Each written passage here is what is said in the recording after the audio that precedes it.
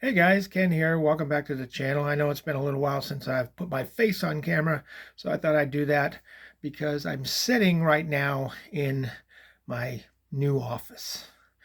I don't know if you saw the last video that I did. We've moved. We actually bought a house, and we're just happier than a pig in sunshine. Just living the dream. We were able to get a house after a long journey. And I just kind of wanted to give you a little nickel tour of the office here and let me know what you think. Okay, so what I'm going to do is I'm going to flip this around and we're going to go to wide angle here. There we go. Turn on the light a little bit so you can see a little better. But this is my work area and a workstation over here. And then I've got there's a Canon printer there, and I've got a Zebra label printer there, and some cards that have already been listed on eBay, and some more cards that are going on eBay. And here's my Epson printer, and some more cards. Here's a couple orders going out this morning.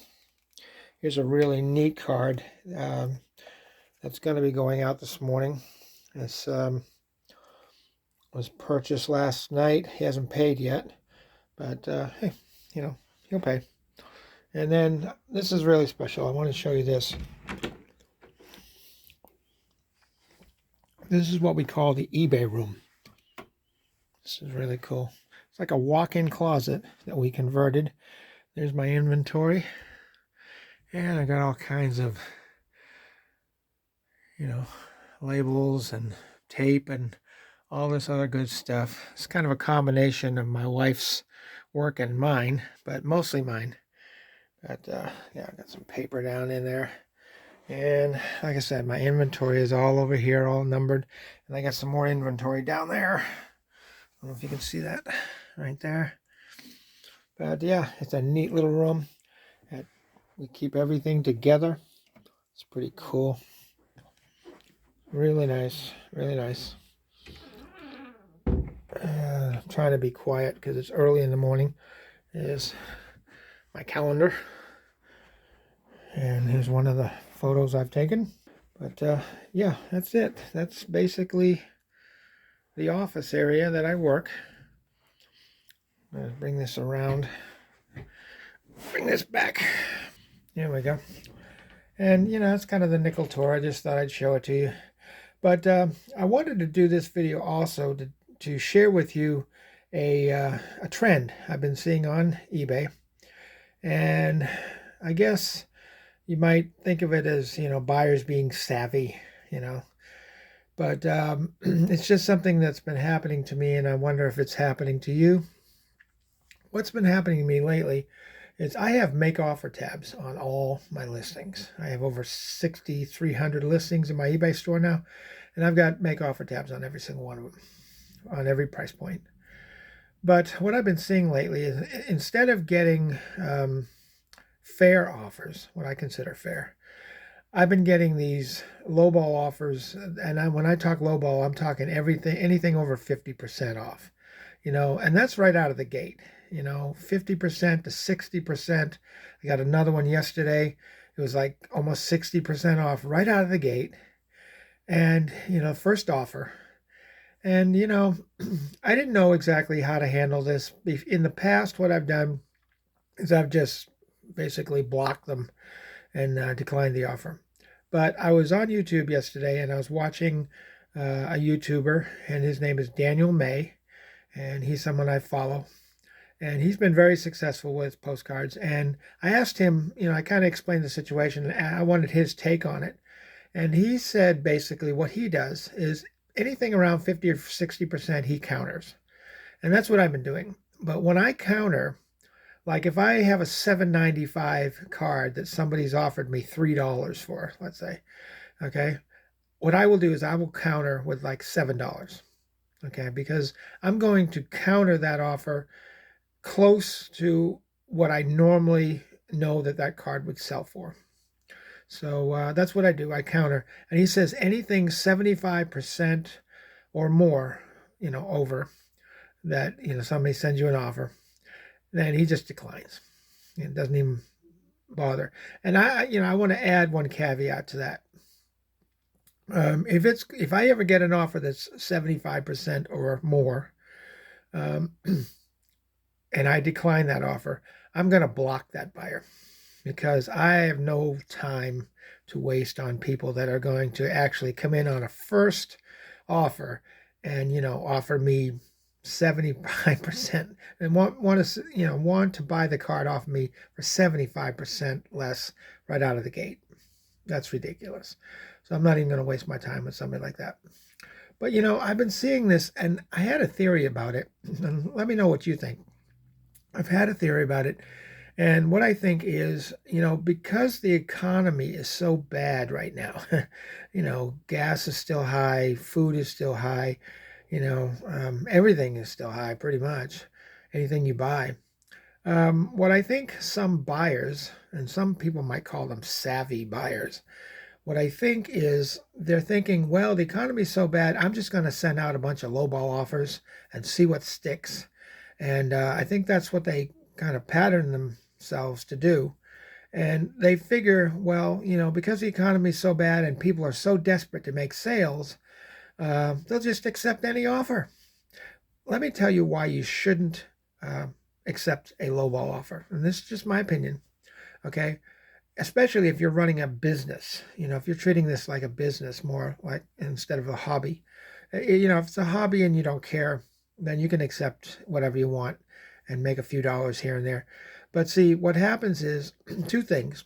If you accept a lowball offer, what happens is you set a pattern in the mind of that buyer that says, okay, well, it was a $7.95 card. I offered him $3 and he took the offer. So what they're going to do is they're going to go back to all your other $7.95 price points, and they're going to offer you the same thing, $3, because you accepted the first time. So if they figure, well, if he accepted the first time, then he'll probably accept every time, and they'll just keep sending you these lowball offers on every one of those price points. And you don't want to do that. You don't want to set a precedent that that says that to your customer. And another thing is when you're accepting lowball offers, it drives the market down to where everything on eBay now, the price points drop, and you can't even sell your cards for $7.95 anymore because too many people are accepting lowball offers, and now the price points are around $3, and nobody's selling anything for more than $3. So it kind of drives the market down. You really got to stick to your principles, and you've got to kind of think, okay, I'm a business owner. Now, this is for business owners. If you don't consider your eBay thing a business, this may not apply to you. But you got to think like a business owner, not like an employee. You got to think like an owner. And I told my wife when I got into this whole postcard thing, I said, I'm not in this business to break even or lose money.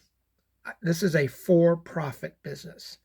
And that's what I do. And I want to make sure that even if I send out an offer to someone, there's a good profit in there, because you got to figure, if you were to accept a lowball offer, like on a $7.95 card, if you were to accept an offer for like $2 or $3, some people might think, well, you only paid 25 cents or 15 cents for that card. That's a pretty good return on investment. Not really. Not really, because when you figure in eBay fees, final value fees, if you're using promoted listings, which I do, I usually set my promoted listings at 5%. You're paying all that back to eBay. And if you start out at a low price point to begin with, you're not going to make very much profit. You're going to have to sell a gazillion cards just to make any decent money to actually consider it a full-time, venture, or even if it's part-time, if you're looking to make a decent amount of money. So don't do that. Stick to your principles. If you have to counter an offer, hey, yeah, there's a chance that buyer could walk. There's always that possibility. But it's funny too, because I had an instance yesterday. In fact, it's one of those cards that's going out this morning, where the buyer put a watch on my item, and of course eBay doesn't tell you, who's watching your item. That just says you got a watcher, because they do that for security reasons. But he put a watch on my item, and it was for a $7.95 card, and I sent him an offer for $7. That's a fair offer. Well, I fully expected that he probably wasn't going to accept that, because originally, see, what he did was originally he sent me an offer for like $3.50 or something like that, and I countered. That's what I did. I countered with $7 because that's what I know that card will sell for. So when I countered that, I didn't expect to hear back from him. I figured, he wants $3.50 for this card. If I counter him 7, he's just not going to do anything. Well, stranger things have happened, guys. He actually came back and bought the card that same day at full price, which was the $7.95. I sent him a counter for 7, but I guess he didn't want to take the chance of maybe losing the card, so he actually just bought the card for $7.95. Go figure. Okay, but I wanted to share that with you. If you're getting a bunch of lowball offers, just stick to your guns, stick to your principles. Sell your cards for what you know your cards are worth.